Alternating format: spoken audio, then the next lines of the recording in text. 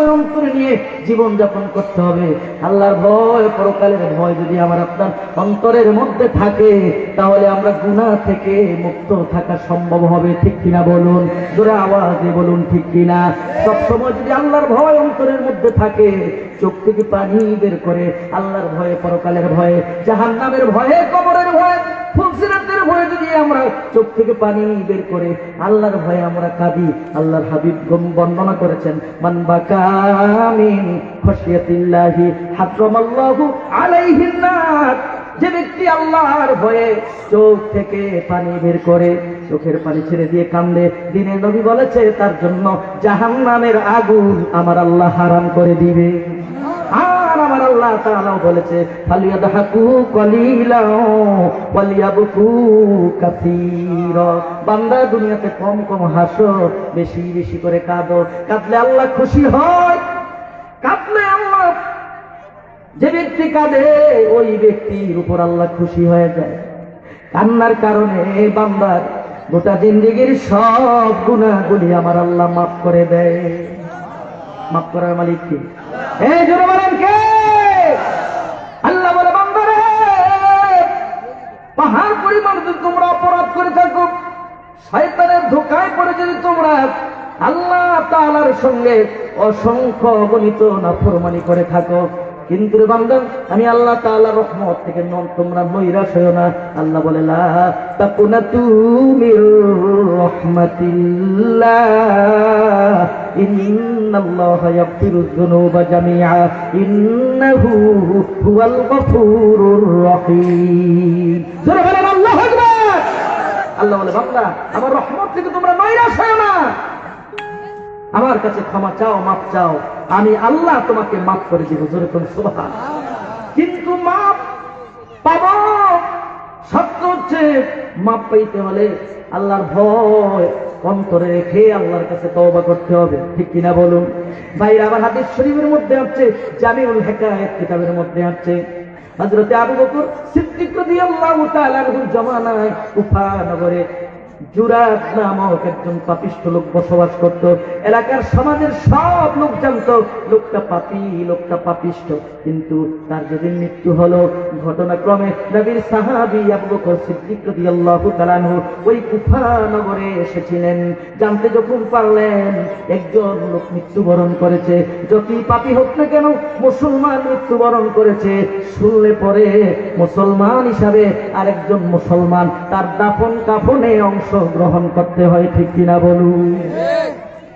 আবু বকর সিদ্দিক রাদিয়াল্লাহু তাআলা আনহু ওই পাপিষ্ঠ লোকটির দাফন কাফনে অংশগ্রহণ করলেন।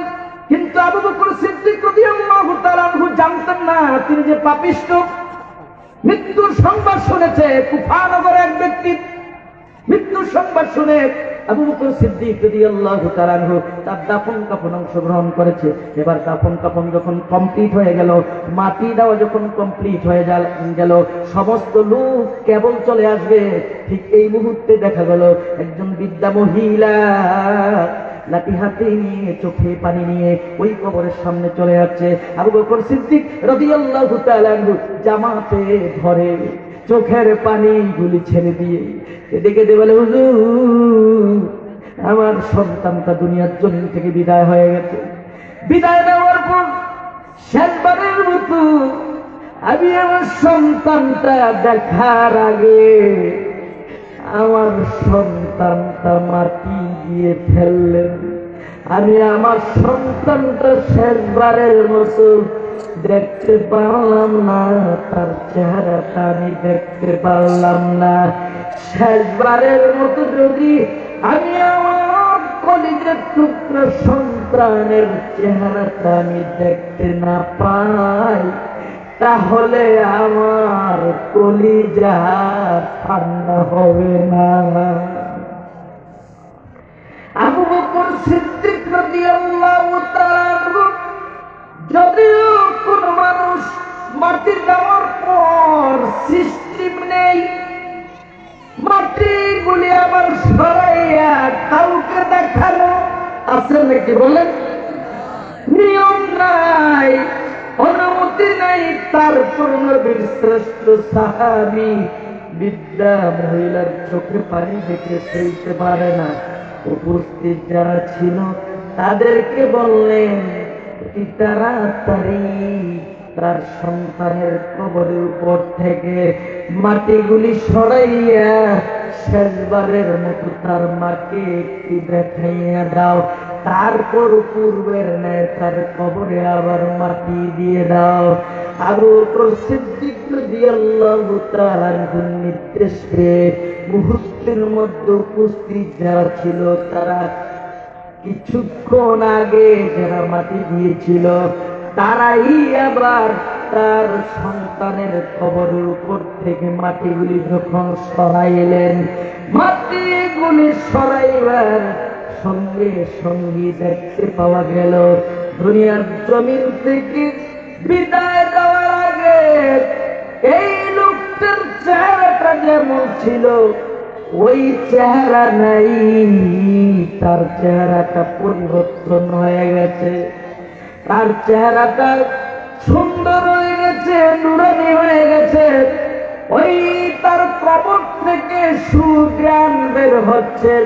আবু বকর সিদ্দিক রাদিয়াল্লাহু তাআলা তার মাকে দেখার জন্য নির্দেশ দিলেন। আবু বকর সিদ্দিক রাদিয়াল্লাহু তাআলা দেখলেন, উপস্থিত যারা আছে তারাও দেখলেন, আশ্চর্য হয়ে গেলেন। কিছুক্ষণ আগে যেই লোকটাকে কবরে রাখলাম আমরা জানি লোকটা পাপিষ্ঠ, কিন্তু রে কবরে রাখার পর আবার যখন মাটি সরাইলাম তার চেহারা তো আগের চেহারা নাই, তার চেহারা নুরানি হয়ে গেছে, তার কবর থেকে সুঘ্রাণ বের হচ্ছে। এবার আবু বকর সিদ্দিক রাদিয়াল্লাহু তাআলা তার মাকে দেখানোর পর তার মা যখন দেখলেন, তারপর পূর্বের ন্যায় তার কবরের উপর মাটিগুলি দেওয়ার জন্য উপস্থিত যারা ছিলেন তাদেরকে নির্দেশ দিলেন। এবার তারা মুহূর্তের মধ্যে ওই লোকটির কবরের উপর মাটি দিয়ে পরিপূর্ণ সমাপ্তি করলেন। আবু বকর সিদ্দিক রাদিয়াল্লাহু তাআলা উপস্থিত যারা ছিল ওই সমাজের ওই মহল্লার তাদেরকে লক্ষ্য করে জিজ্ঞাসা করলেন, কি আমলের বিনিময়ে লোকটা মৃত্যুর পর কবরে রাখার সঙ্গে সঙ্গে তার কবর আলোকিত হয়ে গেছে, তার কবর সৌন্দর্য হয়ে গেছে, তার চেহারা সৌন্দর্য হয়ে গেছে, তার কবর থেকে সুঘ্রাণ বের হচ্ছে। সমস্ত লোক এক বাক্য উত্তর দিলেন, হে নবীর সাহাবী আবু বকর সিদ্দিক মৃত্যুর পর আল্লাহ তাকে এই পুরস্কার দিবে। আমরা জানি লোকটা ছিল পাপী, আমরা জানি লোকটা ছিল বদকার, কিন্তু পুরস্কার দিয়েছে এটা কিন্তু আমাদের জানা নাই। এজন্য কে জান্নাতি কে জাহান্নামী জানে কে বলেন? কিন্তু বর্তমান সমাজে আমরা একজন আরেকজনের কাফের করি, একজন আরেকজনের ফতুয়া দেই, সে জাহান্নামী, সে ফেরাউন, সে কাফের, ঠিক কিনা বলেন? কে জান্নাতি কে জাহান্নামী জানে কে বলেন? এমন লোক আছে সারা জীবন নেক আমল করেছে, মৃত্যুর সময় ঈমান হারা হয়ে মৃত্যুবরণ করছে, সারা জীবন ইবাদত করছে, অহংকার দানাকের কারণে আল্লাহ তাআলা তার গোটা জিন্দেগির আমলকে বরবাদ করে দিয়েছে। আবার অনেক লোক দেখা যাচ্ছে অল্প আমল করছে, তার ভিতরে বিনয় ছিল, তার ভিতরে বিনয় ছিল, অল্প আমল করছে, আল্লাহ তাআলা তার আমলকে পছন্দ করে, আল্লাহ তাআলা তার গোটা জিন্দেগির সব গুনাহ মাফ করে আল্লাহ তাকে জান্নাত দিয়ে দিয়েছে। এই ক্ষমতা কার হাতে বলেন?